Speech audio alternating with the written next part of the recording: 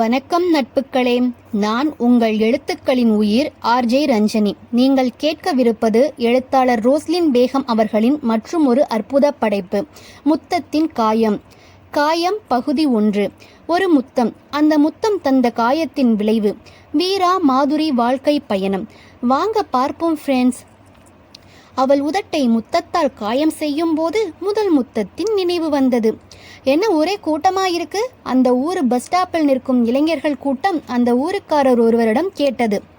ஒண்ணுமில்ல தம்பிங்களா, எங்க ஊரு திருவிழா. நீங்க யாரு? பட்டணத்து பசங்க மாதிரி இருக்கீங்க. அந்த பெரியவர் இவர்கள் தோரணையை பார்த்து கேட்டார். நாங்க நிரஞ்சன் வீட்டுக்கு வந்திருக்கோம். நாங்க எல்லாரும் அவன் கூட படிச்ச பசங்க. அட, நம்ம நிரஞ்சன் தம்பி. சரி சரி, பெரியவர் வீட்டுக்கு வந்திருக்கீங்களா? மச்சான், இங்க நின்று டைம் வேஸ்ட் பண்ணாதீங்க. டயர்டா இருக்கு. அவனுக்கு கால் பண்ணுங்கடா. சிகரெட்டை பற்ற வைத்து வாயில் வைத்தபடி கூறினான் நம் கதையின் நாயகன் வீரா. ஹே மச்சான், சாரிடா, கொஞ்சம் டைம் ஆயிடுச்சு. நிரஞ்சன் வந்தான். கொஞ்சம் இல்ல, ரொம்பவே டைம் ஆயிடுச்சு, நண்பன் கூட்டத்தில் இன்னொருவன் கூறினான். இன்னும் 5 மினிட்ஸ்டா. புத்தாண்டு பிறக்க போகுது, செலிப்ரேட் பண்ணிட்டு போகலாம். இங்க என்ன செலிப்ரேட் இருக்கு? வீரா இடத்தை சுற்றி பார்த்தபடி கேட்டான். வீரா, கலர் கலரா பொண்ணுங்க போகுது, கையில சரக்கு இருக்கு, வேற என்னடா வேணும்? நண்பன் ஒருவன் கூற, பொண்ணுங்களை சைட் அடிக்கிறது ஒரு செலிப்ரேஷனா? இதுல எனக்கு இன்ட்ரெஸ்ட் இல்லை. நீங்க பாருங்க. பாட்டிலின் மூடியை கலட்டியவன் மூச்சு முட்டை குடித்து விட்டு கண்ணை மூடி காரின் உள்ளே படுத்தான். மாமா!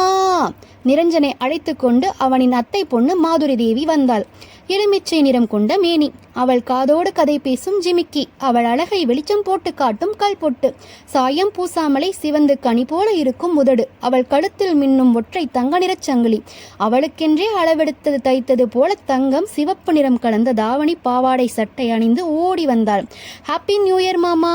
அவன் நெற்றியில் திருநீர் வைத்து ஊதிவிட்டாள். மற்ற நண்பர்கள் கண்முழுக்க மாதுரி மேல் அலைப்பாய்வதை பார்த்த நிரஞ்சன் அவள் தோளில் கையை போட்டான். டே மச்சான்ஸ், இவள் என் அக்கா பொண்ணு, நான் கட்டிக்க போறவள். அண்ணன்களுக்கு திருநீர் கொடு மாதுரி என்று அவன் கூற அவர்களின் முகம் ஏமாற்றத்தில் மின்னியது. சரிங்க மாமா என்றவள் புன்னகை முகமுடன் அவர்கள் அருகில் போனாள். அவர்கள் வாயிலிருந்து வரும் சரக்கு வாடை அருகில் செல்ல முடியாமல் முகம் சுளித்தாள். என்ன அண்ணன்களா, குடிச்சிருக்கீங்க போல? பரவாயில்ல, நானே வச்சு விடுறேன். அவள் அனைவரையும் அண்ணன் என்று நினைத்து கொண்டு அன்பாக வைத்து விட்டாள். இதான் மாதுரி தேவி. நிரஞ்சன் நண்பர்களும் அப்படித்தான். வேறு ஒருவனுடையது என்றதும் எண்ணத்தை மாற்றிக்கொண்டார்கள். அதுவும் தன் நண்பனுக்கு சொந்தமானவள் என்பதால் அவளை தங்கை போல நினைத்து கொண்டார்கள். மாமா, சாமி கும்பிட போங்க, தாத்தா கூப்பிட்டார். மாதுரி, கார்ல வீரா இருக்கான், அவனுக்கும் திருநீர் கொடுத்துரு, அவனையும் கோவிலுக்கு வர சொல்லு. டே வாங்க, நம்ம போவோம். அவன் அங்கிருந்து நகர்ந்து விட்டான். கார் கதவை திறந்தாள். அவன் முகம் பார்க்க முடியவில்லை. கையால் முகத்தை மறைத்திருந்தான். தலையை மட்டும் உள்ளே விட்டு அவன் நெற்றியில் திருநீர் வைத்து ஊதிவிட்டாள். அவனுக்கு மட்டும் கேட்கும்படி ஹாப்பி நியூ இயர் அவள் வார்த்தையை கூறுவதற்குள் அவள் தலைமுடியை பின்னால் இருந்து பிடித்து அவள் இதழை இவன் இதழால் சிறைப்பிடித்தான். அவனுக்கு அந்த முத்தம் சுகம் அளித்ததா என்று தெரியவில்லை.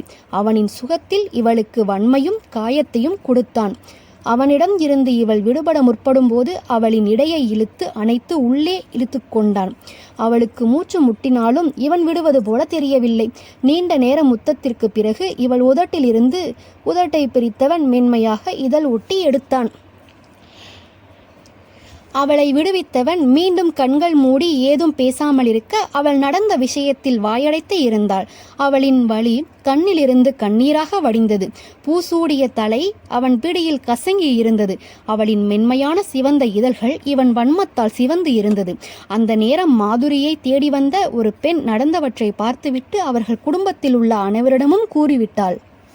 அவர்கள் காரின் வெளியே கூட்டம் கூட மாதுரி இறங்கிய நேரம் அவள் கன்னத்தில் அறை விழுந்தது. இடியென விழுந்த அடியில் கன்னம் சிவக்க நின்றாள். அடித்தது யாரென்று தெரியுமா? அவளின் உயிரான மாமன் நிரஞ்சன்.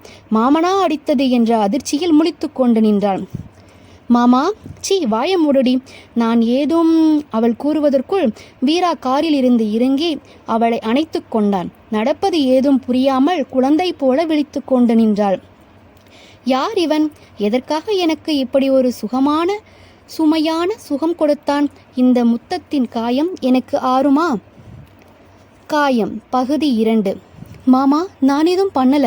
சீ, வாய மூடு. நிரஞ்சன் அவள் கூற்றை கேட்காமல் தடுத்தான். மாது, நான் பார்த்துக்கிறேன். அவள் தோள் மேல் கையை போட்டு நின்றான் வீரா. யோ, யாரடா நீ?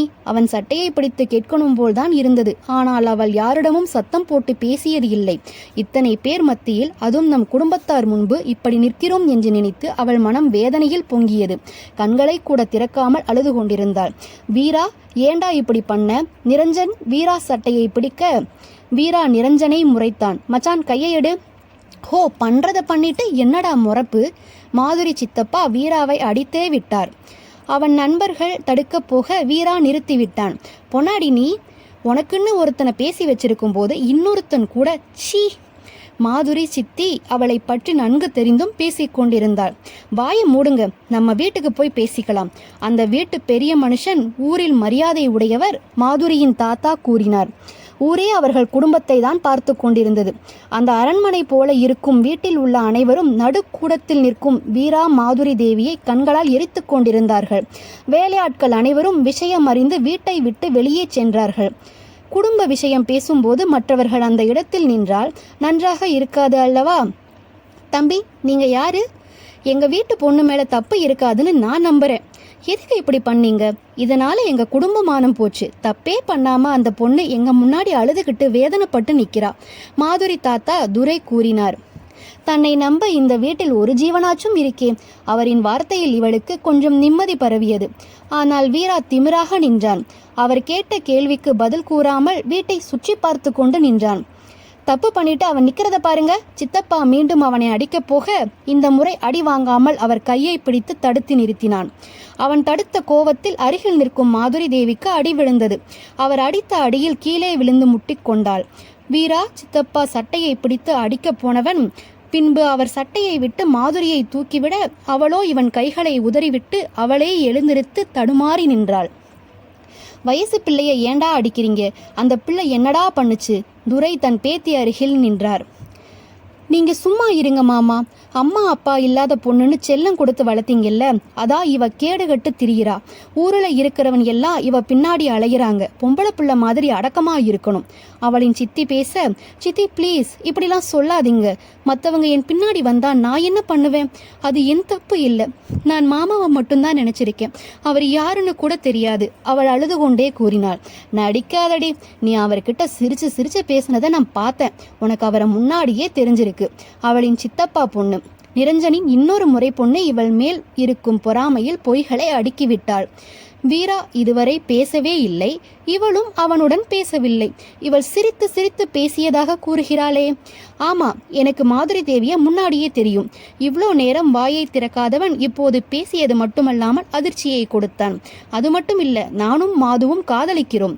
இவளை பார்த்துட்டு உங்கள்கிட்ட பேசலாம்னு தான் வந்தேன். அதுக்குள்ள நாங்க சும்மா கிஸ் கொடுத்ததை பார்த்து நீங்க பிரச்சனை பண்ணிட்டீங்க.